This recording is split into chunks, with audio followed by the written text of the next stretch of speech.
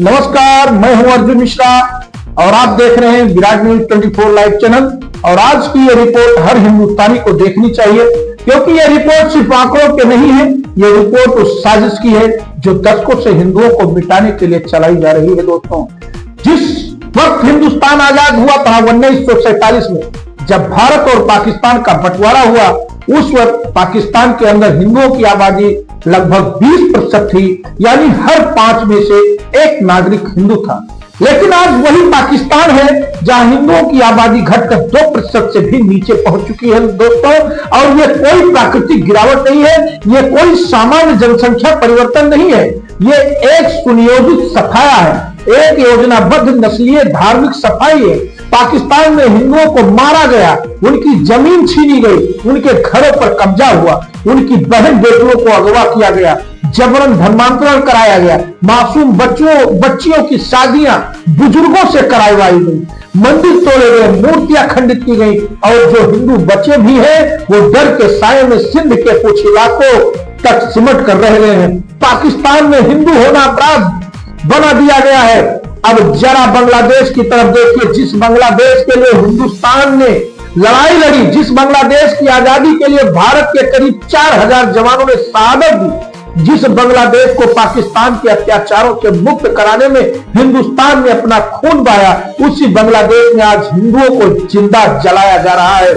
1971 में जब बांग्लादेश बना तब वहां हिंदुओं की आबादी 28 से 30% के आसपास थी, लेकिन आज वही आबादी घटकर करीब 8% रह गई है। और ये गिरावट भी सामान्य नहीं है, ये डर की है, ये हिंसा की है, ये पलायन की है। बांग्लादेश में मंदिर तोड़े जाते हैं, दुर्गा पूजा पर हमले होते हैं, घरों को आग लगाई जाती है, हिंदू दुकानों को लूटा जाता है, महिलाओं के साथ सामूहिक दुष्कर्म होते हैं और सरेआम नारे लगाए जाते हैं। पूरी दुनिया ये सब देख रही है, लेकिन सवाल ये है कि बोल कौन रहा है। आज बांग्लादेश में हिंदुओं को पहचान कर मारा जा रहा है, उन्हें पेड़ से बांध कर पीटा जा रहा है, उन्हें जिंदा जलाया जा रहा है। और ये कोई छुपी हुई घटनाएं नहीं है, सोशल मीडिया से लेकर अंतर्राष्ट्रीय रिपोर्ट तक सब कुछ मौजूद है। लेकिन भारत के कथित सेकुलर नेताओं की जुबान पर ताला लगा हुआ है। वही नेता जो भारत में हर छोटी घटना पर मोमबत्ती लेकर खड़े हो जाते हैं, वही नेता जो भारत में मुस्लिमों के नाम पर सड़क से संसद तक हंगामा करते हैं, वही नेता बांग्लादेश और पाकिस्तान में हिंदुओं के कत्ले आम पर चुप हैं।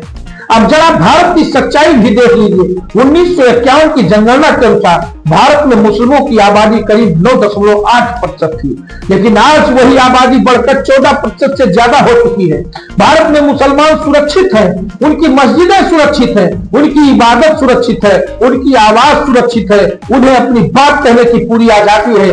भारत में कोई राज्य प्रायोगिक अत्याचार नहीं है। भारत में किसी मुसलमान को धर्म के नाम पर खत्म करने की नीति नहीं है, लेकिन इसके बावजूद भारत को हिस्सू बताया जाता है और पाकिस्तान बांग्लादेश को चुपचाप छोड़ दिया जाता है। सवाल यही है, अगर भारत में मुसलमान सुरक्षित हैं, अगर भारत में उनके अधिकार सुरक्षित हैं, तो फिर पाकिस्तान और बांग्लादेश में हिंदुओं के साथ ऐसा क्यों हो रहा है? और उससे भी बड़ा सवाल यह है कि भारत के वो नेता जो मुस्लिम हितैषी बनने का दावा करते हैं, वो हिंदुओं के लिए क्यों नहीं बोलते? क्या इंसानियत का धर्म अलग अलग होता है? क्या मानवाधिकार केवल वोट बैंक के लिए होते हैं? इसी सच्चाई को उत्तर प्रदेश के मुख्यमंत्री योगी आदित्यनाथ ने बहुत स्पष्ट शब्दों में कहा था। उन्होंने कहा था कि 1947 में पाकिस्तान में हिंदू 20% थे, आज 2% भी नहीं बचे।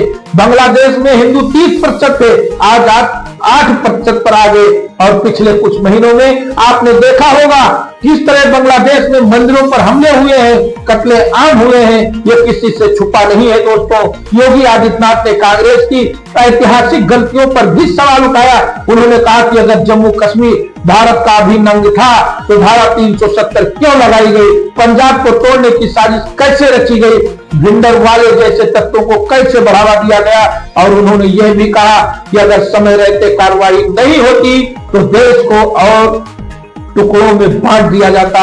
योगी आदित्यनाथ ने डॉक्टर श्यामा प्रसाद मुखर्जी को याद करते हुए कहा कि एक देश में दो प्रधान, दो विधान और दो निशान नहीं चलेंगे। और प्रधानमंत्री नरेंद्र मोदी ने उनके सपनों को साकार करते हुए धारा 370 को खत्म किया और जम्मू कश्मीर को विकास और लोकतंत्र की मुख्य धारा से जोड़ा। आज सवाल हर हिंदू को खुद से पूछना चाहिए, अगर हम चुप रहे तो क्या भारत भी वही रास्ता नहीं चलेगा जो पाकिस्तान और बांग्लादेश चले? क्या इतिहास हमें यह सिखाता है कि जो जागता नहीं वो मिटा दिया जाता है? आज अगर बांग्लादेश में हिंदू जलाया जा रहा है और भारत का विपक्ष चुप है तो ये चुप्पी भी एक अपराध है। ये रिपोर्ट किसी धर्म के खिलाफ नहीं है, ये रिपोर्ट उस सच्चाई के पक्ष में है जिसे दुनिया अनदेखा कर रही है। और आज जरूरत है जागने की, बोलने की और सवाल पूछने की, क्योंकि अगर आज नहीं तो कल बहुत देर हो जाएगी दोस्तों। और हमारे कमेंट बॉक्स में जाकर हमें कमेंट जरूर करें और चैनल को हमारे सब्सक्राइब करें। तो देखते रहे विराट न्यूज 24 लाइव चैनल। धन्यवाद, नमस्कार।